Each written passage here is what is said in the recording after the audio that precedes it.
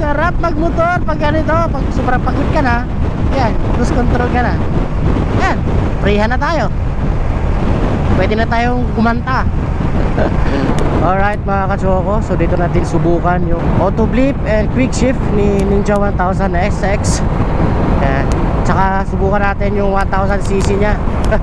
Kung anong difference sa 900cc na MT-09. Let's go!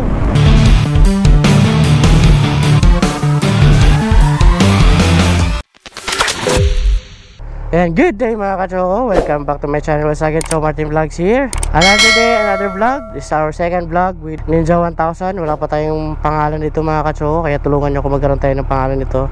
So for today's vlog mga kachoko ay tetesting natin lahat ng features nito ni Ninja 1000. Yung kanyang auto blip, quick shift, yung kanyang sports mode. Nung nakarang vlog natin, nung nasa Nakar tayo, ay tinest natin yung road na mode niya, yung power niya, which is yung twisties. So nasubukan natin, grabe yun, napakaganda yung twisties na, nasagad natin yung banking niya kahit pa paano.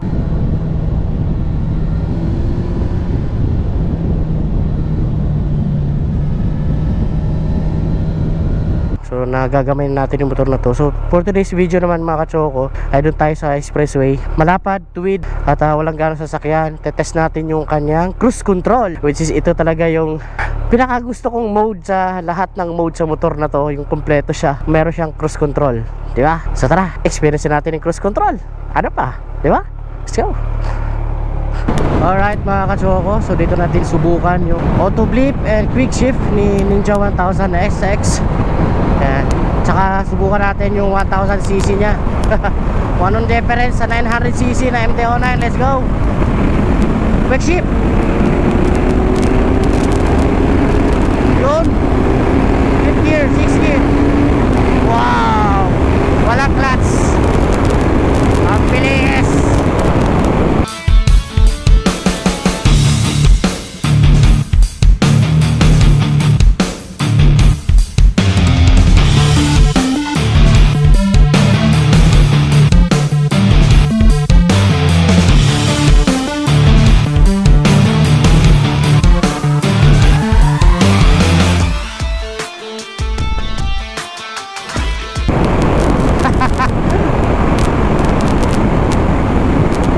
Difference ng 1000cc sa 900cc, ang bilis na mag 200 kilometers. Balik na natin, mahuli tayo. Auto blip, downshift. Oh, grabe, sobrang tahimik ng tambutso ko mga kachoko. Kaya di mo masisi yung mga kachoko, yung mga bumibili ng big bike or yung mahilig sa motor, small cc man o higher cc, nagpapalit talaga sila ng exhaust, diba? Huwag lang yung bawal, yung kalkal aftermarket, yung pasado sa LTO, diba?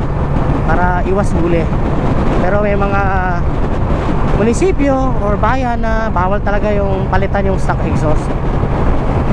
Di na tinhawak yung mga ganong batas, diba? So far itong naranasan nyo ngayon tahimik, halos wala ka talagang maririnig dahil stock pa yung exhaust natin mga kachoko.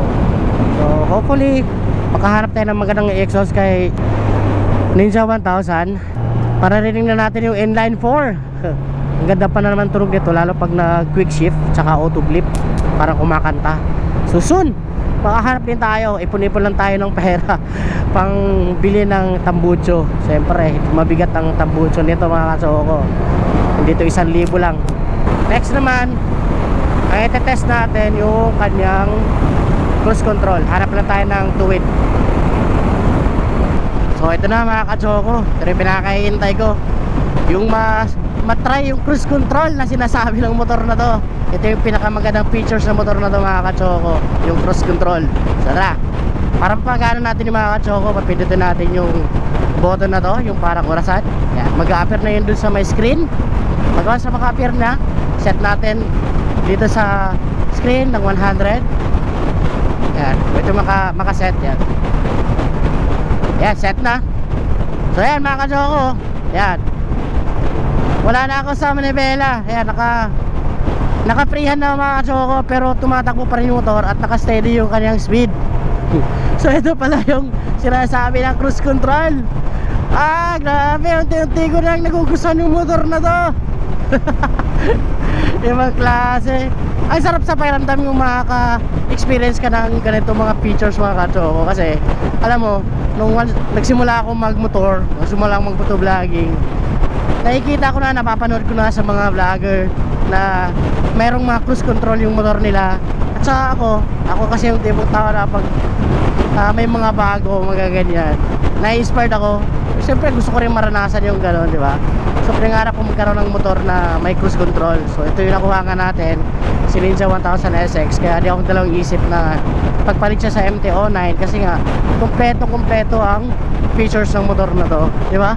Pwede pang sports, pwede pang touring, pwede pang adventure. Andyan na lahat. Kaya hindi ako nagsisi mga katsoko na bitawan si MT-09 para lang dito kay Ninja 1000 SX. Yun, no? Kaya so kung gusto ko naman mga katsoko na mag-add ng speed, pipindutin lang natin tong plus. Yan o. Di ba?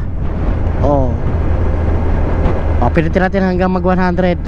Di ba? Galing. Pwede ka mag-add ng speed habang naka-cruise control ka. Tapos pwede ka rin magbawas. Ito naman yung sa baba, yung minus. Di ba? Nakakilig. Nakakatuwa yung cruise control mga katsokon. Para akong ignorante, no? Hayaan nyo na, syempre. Ikaw kaya maka-experience ng ganito, di ba? Di mo naman nakalain na makapag-drive ka ng ganitong klaseng motor.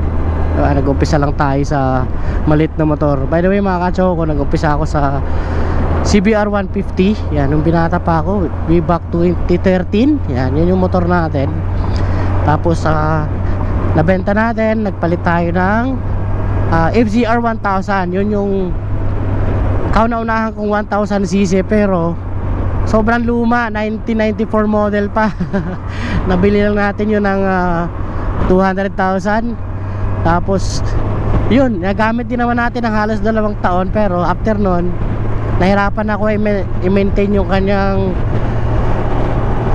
i-maintenance kasi walang pyesa. Ang dami ng sira. Siyempre pag oldest na, talagang hindi mo na pwedeng ilayo-layo. Kunting takbo mo lang, sira na. So nahirapan na akong gastusan siya kasi walang ang pyesa. So binenta din natin yon. Tapos nakabili tayo ng Rebel 500. Yun yung pinalit natin. So yun naman, di rin nagtagal sa akin yun kasi nasanay talaga tayo dun sa hindi pa tayo pang cruise na style ng rider eh. So hinahanap-hanap natin yung speed, yung twisties. So yun yung wala kay Rebel. So binenta din natin sa Rebel, sinwap natin kay MT-09. Kaya kung nasundan mo yung journey ko sa pagmotovlog, napapanood mo yun mga katsoko. May mga videos tayo nyan, scroll nyo lang pababa, hanapin nyo lang kung kaya. Nagpalit tayo sa MT-09. Yun yung MT-09, doon ako nag-enjoy kay MT-09. Talagang wala akong pinagsisihan sa kanya na binili ko siya, na pinalit ko kay Rebel. Kasi nandun na rin lahat kay MT-09. Yung lakas, yung talagang laging nagpapakiliti sa akin. So almost 2 years natin gamit si MT-09. Grabe, nagugulat pa rin ako sa power niya. Kasi nga, master of torque siya. Yun yung kaibahan niya dito sa Ninja 1000 SX. Kasi si Ninja, kahit 1000cc ito mga katsoko, napakabait ng entrada nito. Kahit bigayin mong bigla, di ka inaangat nito. Napaka-smooth yung kanyang power delivery. Di kaya ni MT-09. Parang kabayo. Pag pinalo mo, talagang umaangat, sumisipa ka agad. Kaya nakakagulat lagi yun. Yun naman yung nakatuwa nun. So after nun, siyempre, ayaw ko naman talaga siya ng bitawan sa MT-09. Pero ako yung tipong tao na ma-discover talaga. Gusto pa natin mag-try na ibang bikes. At hinahanap ko talaga yung merong cruise control. Yun lang talaga pinakadahilan mga katsoko kung bakit yung pinalit sa MT-09. Yung maranasan ko yung ganito, yung magkaroon ng cruise control na motorsiklo. Tsaka yung mayroon pang ibang features ito, yung auto blip, at saka yung quick shift. Kasi ang sarap pakinggan pagka naka auto blip saka na quick shift ka. Wala ka ng clutch, di ba? So yun yung hinahabol natin dito sa motor na to. Siyempre yung power, hinahanap ko pa rin yung 1000cc na power kagaya ng FZR natin. So yun, ito na. Ito yung nagkumpleto sa pagiging rider ko mga katsoko, si Ninja 1000 SX. Kaya marami pa tayong lugar na pupuntahan, Ninja 1000 SX. Kaya kasama ko kayo mga katsoko sa pag-ride, pag-adventure. Sulitin natin yung kabataan pa natin, kasi kailan pa tayo magmumotor? Kung 60 years old ka na, 70 years old ka na, 80 years old ka na, wala na, tapos na, di ba? Siguro yung mga edad na yan, nasa bed na tayo. Di ba? Inaalagaan na tayo ng mga apo natin. Kaya hanggat may bata pa, kung talagang puso mo yung isang rider, talagang gawin mo na habang bata ka pa, mag-rides ka, di ba? So let's enjoy the ride. No hate, just love.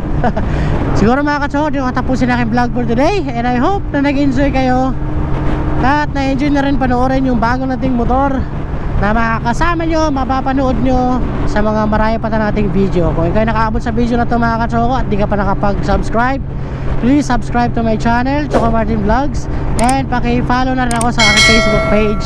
Maraming salamat po. And ito pong muli si Choco Martin na nagsasabing, enjoy your life, enjoy your ride.